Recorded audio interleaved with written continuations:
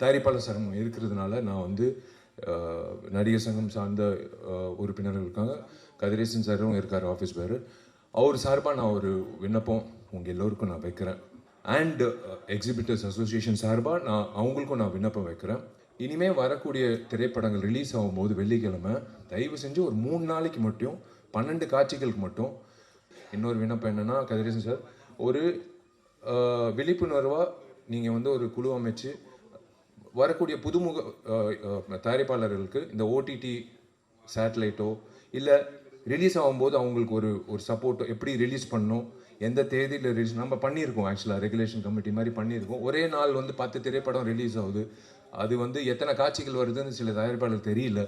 பெரிய வெற்றி கொடுத்த ஒரு தயாரிப்பாளர் நான் கண்ணார் பார்த்ததுனால சொல்கிறேன்.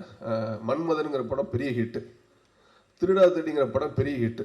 ஸோ அந்த தயாரிப்பாளர் வந்து சமீபத்தில் ஒரு ஹார்ட் அட்டாக்ல இருந்து போயிட்டார். இன்றைக்கி அந்த தயாரிப்பாளரோட ஃபேமிலி ரொம்ப கஷ்டப்படுது.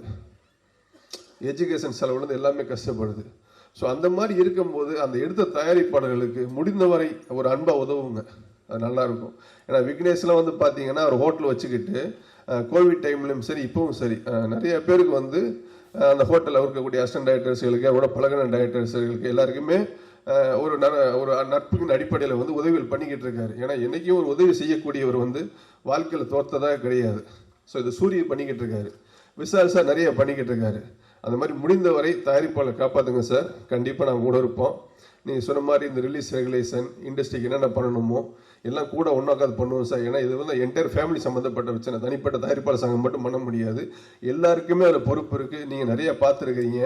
நம்ம ஆல்ரெடி அன்றைக்கி டைப் பேசும்போது பார்த்தீங்கன்னா ஏற்கனவே வந்து ஃபெஸ்டிவல் டைமில் ஒரு 12 டைம் டேட்டில் மட்டும்தான் பெரிய படங்கள் வரணும், மற்ற டேட்டில் பூரா இந்த சின்ன படங்கள் வரும், மீடியமான படங்கள் வரணும்னு சொல்லி சொன்னோம். ஏன்னா மீடியமான படங்கள் சின்ன படங்கள் தான் இண்டஸ்ட்ரியில் ஒரு வெற்றி படைச்சதுன்னா அந்த டெக்னீஷியனுக்கும் சரி, அதில் ஒர்க் பண்ண கேமராமேன், மியூசிக் டைரக்டர்ஸ், ஆர்டிஸ்ட் எல்லாருமே அடுத்த ரெகக்னைஸ் கிடைக்கும்.